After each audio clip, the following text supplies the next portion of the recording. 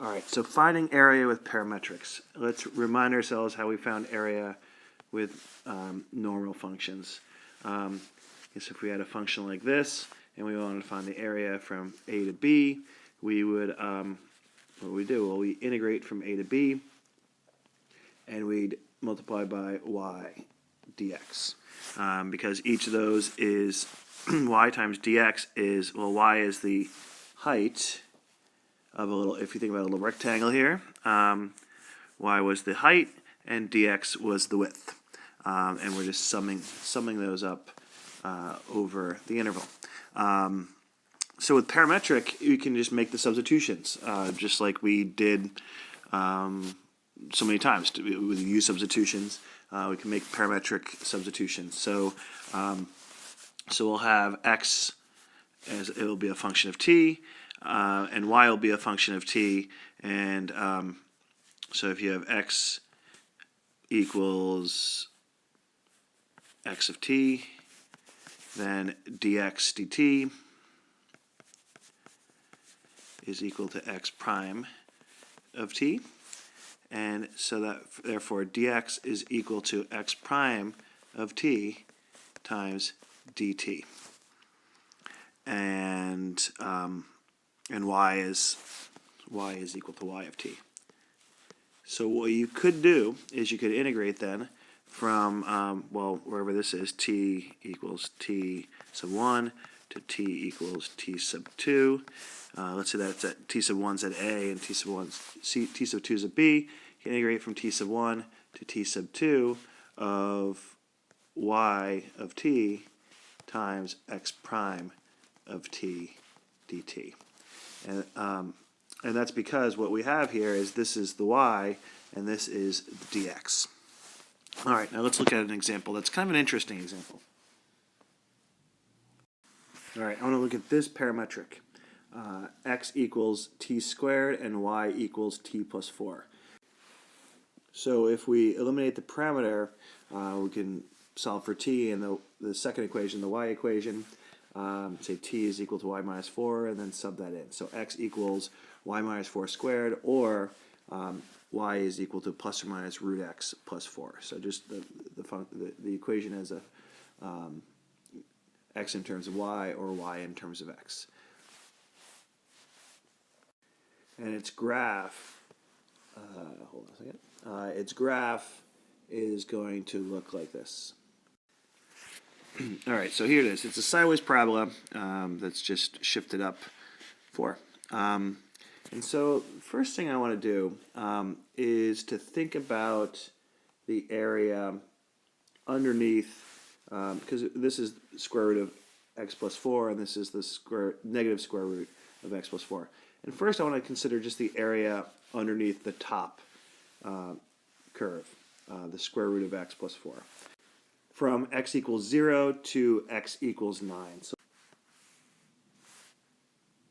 all right, so there's the integral. And again, we're finding this area inside this region right here.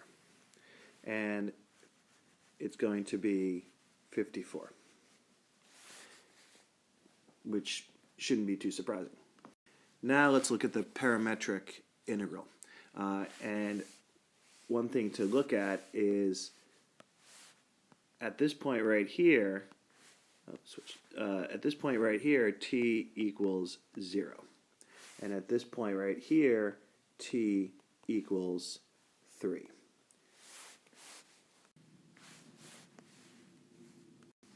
So here is the parametric integral that will do the trick. So we integrate from t equals 0 to t equals 3, and we've got y times, and this is dx. Because dx dt will be 2t, dx dt will be 2t, and therefore dx equals 2t dt. So we're just doing y times dx, and we're integrating from 0 to 3. And if you do this integral, you can check the math, but this comes out to 54.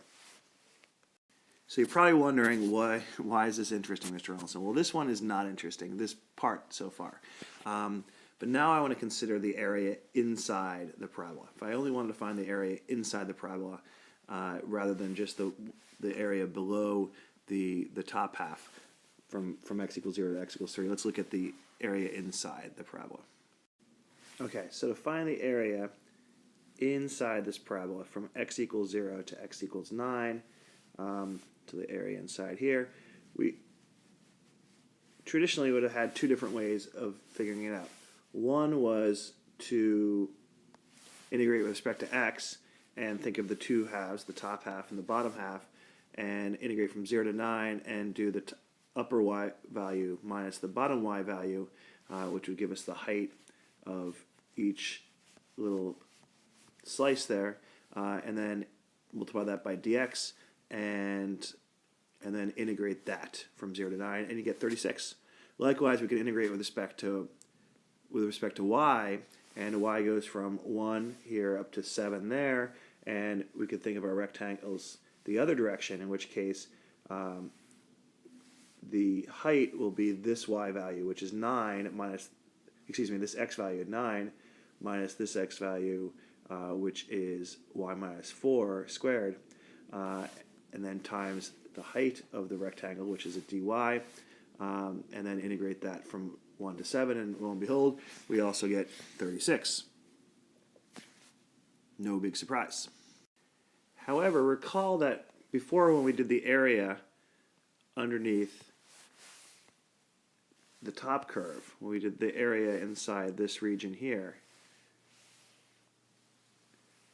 we got 54.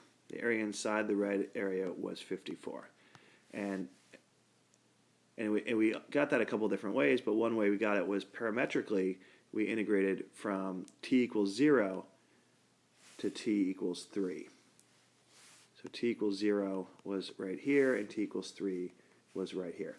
And what this is parametrically is this entire curve is actually from t equals -3.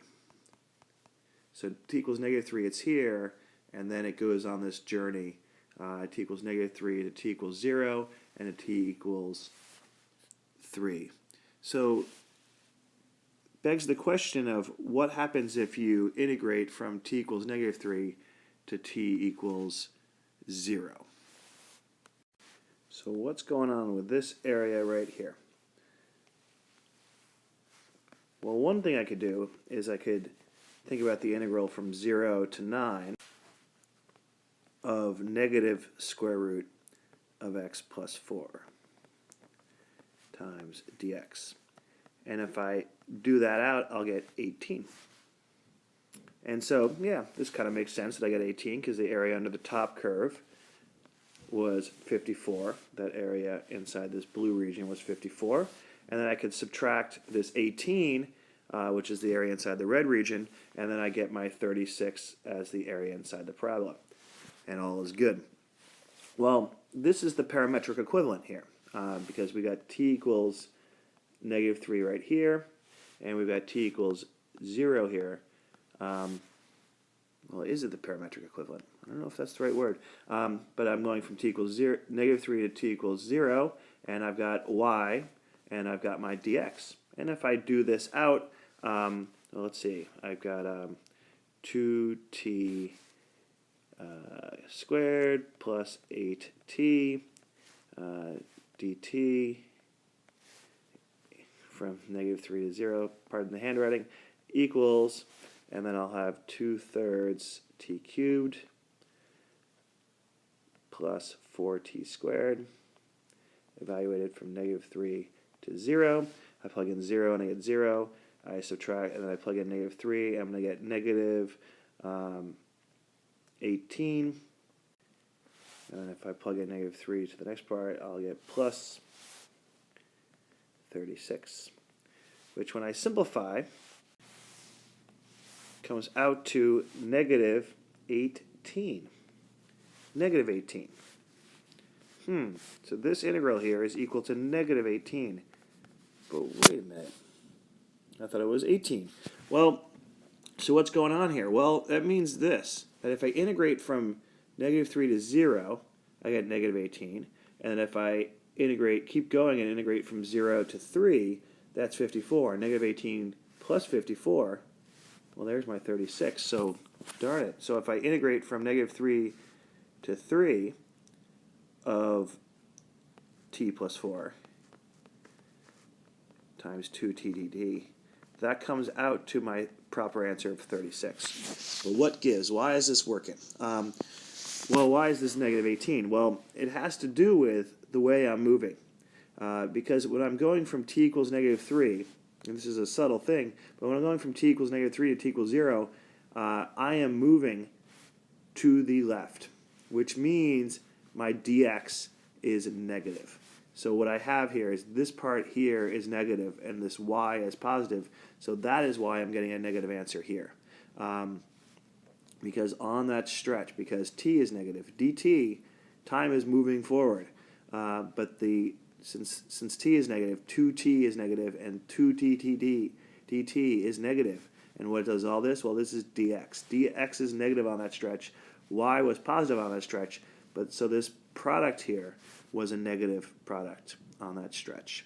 So as a result, I was summing up a negative area on this stretch, negative 18, and then from t equals 0 to t equals 3, well, that was 54. So negative 18 plus 54 left me with 36 as the net area. So it's kind of bizarre when you're moving back and forth with these parametrics and you're finding area.